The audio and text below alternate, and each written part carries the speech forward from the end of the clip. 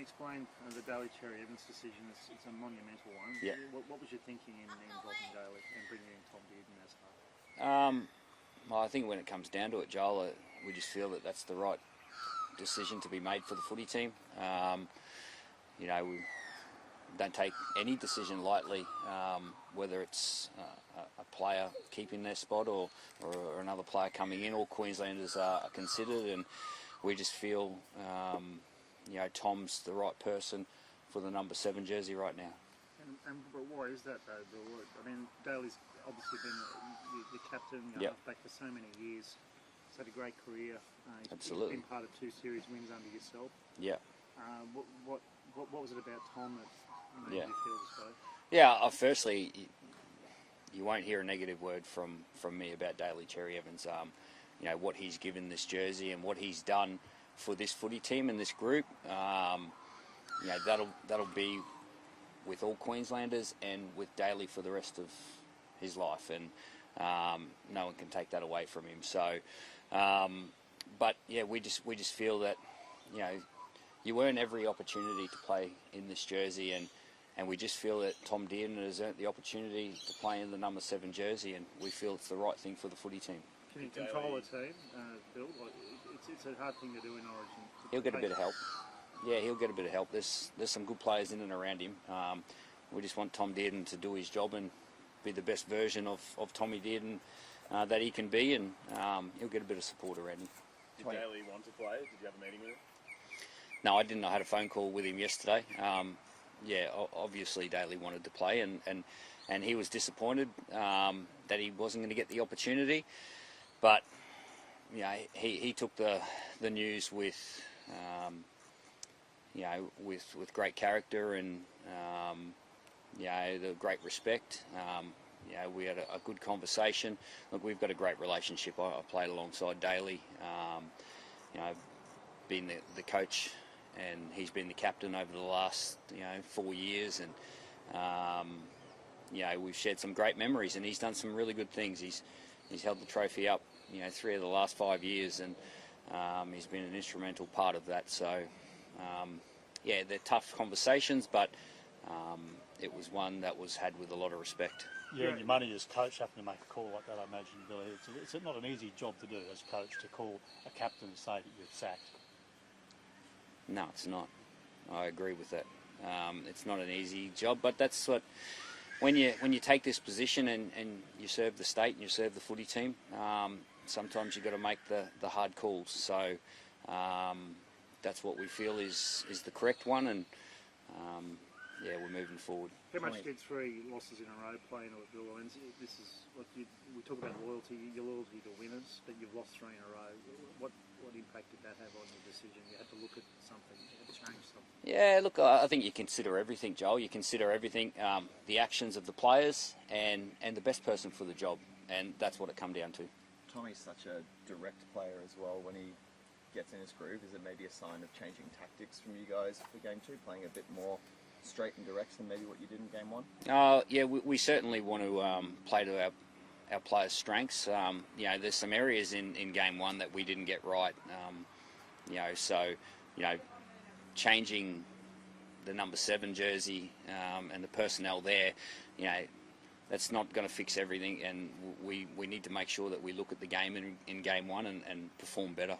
Both Firma as well only got 17 minutes or so in game 1. What was behind the decision to not keep him in the team? Yeah, we just felt that Kurt Capewell was had been doing really well at club level, and his actions had earned an opportunity to come into the team. So again, it's not an easy one to make, but we feel that's the best for the team. Is it also the fact that he can play centre too? Like you talk about contingencies a lot, Billy.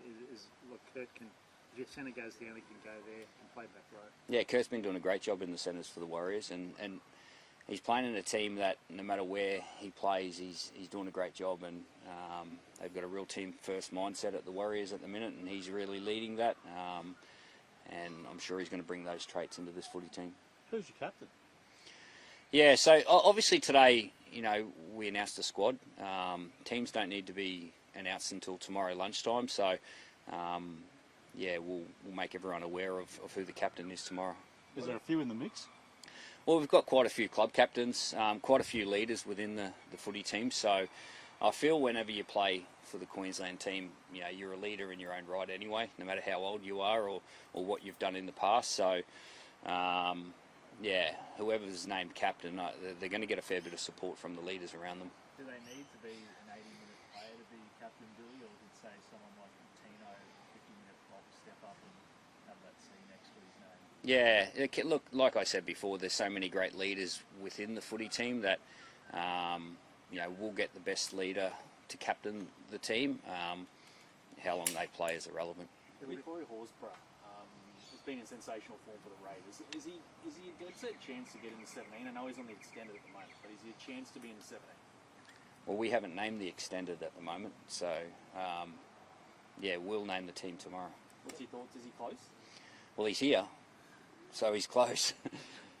He's in the final 20, so that's pretty close. What was you thinking about bringing Ezra Mam into the camp? Billy is part of this 20-man squad. Yeah. I'm sure you're aware there's going to be a lot of people from the outside that don't think he should be there. I'm sure of that. So what was you thinking bringing him in? Yeah, again, he's the right person for that position right now. I'm sure people will have their speculation around all the people selected, but that's okay. Everyone's entitled to their opinion, and he's been doing a great job over the last few weeks since he's returned, and we feel that the squad will benefit from him being here. Have you noticed a change in him? Like he seems quite remorseful, different person kind of thing? They haven't come. They're all coming in today. I mean, so just like talking to him in general. Yeah, I've only had the one conversation with him. That was last night, notifying him of the selection. He's only a couple of games back though, Billy. What makes him sort of ready if he were to have to step into that side? Have you watched the couple of games back? He's been pretty good. I don't think he skipped a beat. And by all reports, he's been doing a lot of training through the first half of the year while he's been sitting out. And he's been in this position before. He's been a part of this squad before, and I'm sure he'll take his opportunity if presented. You talked about Kurt Capewell. Is there a bit of a decision to make about whether Jack Howarth might leapfrog him into the team, whether it's on the bench or starting, because he can play centre, but he's also played for the Sunny Coast Falcons strongly as a second rower. We've got a really high opinion of Jack, and I think he's done a great job over the last 18 months to develop his game and progress his game. Obviously picked up an injury, about 6 to 8 weeks ago, so that wasn't ideal for him, but since he's come back the last couple of weeks, he's been fantastic, and he's really earned his spot. Billy, on the DCE decision, there'll be a sense that he's been made the scapegoat for the game 1 loss, given it's the only major change. Why is that not the case? Well, it's not the case. It's just a case of the best person for the position. I'm sure people have their opinion. I'm sure you'll have your opinion on it. It is what it is. At the end of the day, when you're in this position to make decisions, you've got to think for the footy team and what the best thing is for the footy team, and that's what we thought. After game 1, I think Joey asked you about Josh Papali'i and if he'd be an option. You pointed out he's retired in Origin, but given you now replacing a captain and the form he's shown, was there a temptation to pick up the phone and see if he'd be interested in coming out of retirement, or did you have that discussion at all with him during the year? No, I haven't. You're aware, Billy, that Ezra's got a scan, obviously, at 11, I think it's this morning, Correct. On his knee. Yeah. Didn't play a part in you considering leaving him out, or are you confident that he's going to get through that? Yeah, we think it's just a little bump that he just woke up the next day. Well, actually, the first reports that he was okay, and then just pulled up a little bit sore. So, getting a precautionary scan on it this morning, and he'll arrive into camp. He may not train, the first session or first 2 sessions, but that's okay. Would he make an ideal? Obviously, you've got your 2 halves, I'd imagine. Munster would be a chance of being the captain. So, if he's not in the team, is 18th man a possibility for Ezra? Correct. And Tino's update on his sternum? I think he's okay. There was a bit made about not kicking off to Spencer Leniu when he came on. What's your take on that? Were you happy with that decision? Yeah, we'd off the back of a couple of points scored against us, so we were just changing it up. The other thing is Valentine Holmes kicks off for us, so we just wanted to change that up. We felt that we were getting stripped on the other side of the field because he was going to that side of the field, so that was just a change that I made on the run, and I'm sure Spencer will get his chance to take a kick off. What sort of captain would Munster make? Billy, he's not the captain of Melbourne, but there's been some talk this could be the sort of thing you need to inject him into that role where he take on that extra responsibility.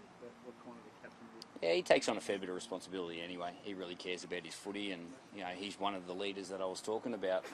He's not a club captain, but he's certainly a leader within his footy team in Melbourne, and he's a great leader for his footy team right here in Queensland. So, leadership will be dispersed, and it always is in this footy team, even back when I was playing. So, whoever tosses the coin will get a lot of support. Billy, you've got the fan day tomorrow, and I imagine there's probably a lot of things you could sit here and do some training and have some talks and debriefs about the last game. But how important is it to take the team up to Gympie to get them to meet the fans, particularly someone like Tino? Yeah, look, it's always good to connect to our people. At the end of the day, that's who owns this footy team, is the people of Queensland, and we had around about 3,000 people at Sunshine Coast Stadium in Camp 1 supporting the team, and now I'm sure we'll get plenty of people up there in Gympie. Obviously Tino grew up in Gympie. He's a local junior from up there, and it'll be a big occasion for him. But it's a big occasion for us too, as Queenslanders, going back to rural areas like Gympie, and we've been to Bundaberg before, Longreach, and all these rural places that they don't get the opportunity to see their footy team and these players very often. So I'm sure the region of Gympie are really excited, and the team is really excited to get up there as well. You've spoken really fondly about Reece in the past. He obviously played great on Saturday. Was one game enough for him to come into consideration at all heading into the final selections? I consider everything, and I watch everything. It was great to see Reece back playing the way that he was. He's got a real spring in his step and a real energy about him, and I felt he made a real difference to the Broncos' performance. So, absolutely, there's consideration all the time. But you've got to remember, when you throw a name up, you've got to take one out, and we just feel that the ones that we have at the moment are the right ones. He said after the game, he basically sent you a message when you did an interview. He said, tell Billy I'm ready to go. If he wants me in this squad, I want to help. I've got no doubt that he'll be ready to go if called upon, and you never know what lies in the future. He's been a great member of this footy team in the past, and instrumental in 2023 . So it'd be good to see him back playing a bit more footy. Well, you're obviously happy enough with Trent Loiero because you've kept him in the team. But from your point of view, what was it exactly that got him over the line and kept his spot in the team? Just his actions on the field, to be honest. I felt he earned another opportunity to play for Queensland. I thought he was quite good, actually, in all the things that he did out on the field. So, he brings a fair bit to the footy team. You had a bit more aggression from your forwards, Bill. I mean, you were a bit on the back foot right from that first set, which can help you in that first game. Yeah. Look, there's quite a few things we didn't get right, Joel, and that's what we'll go over in the first couple of days. We'll be really clear on that, on what we need to get right and how we need to go about it. And then it's up to the players to go out there in that 80 minutes and go and deliver that. But that's certainly one area. What gives you confidence, Billy, that this squad can turn the tables from game one? Just the areas that I know that they can be better in, that we can be better in. So, that certainly is exciting into game two, and we have to do it the long way. Maybe took a few shortcuts in game one, so the long way might be just the way we need. And this is a rare position for you as a coach. How do you feel? How do you approach it? As in, like you've never lost back-to-back series. Okay. Well, I'm only still pretty new as a coach. Do you feel pressure? It's a funny one. Pressure's I felt pressure the first day I stood here without even coaching a game. It's a pressure situation. It's a pressure position to be in. But that pressure is also a privilege. Like these players have earned that pressure. You've earned the pressure to actually be in this environment and play in this atmosphere. But it's also exciting too, because we get an opportunity, we get a second chance at this. The series ain't over yet, so we're up against a really good footy team, but at the same time, I feel that we haven't showed our best yet either. Cool, thanks, Thanks, guys.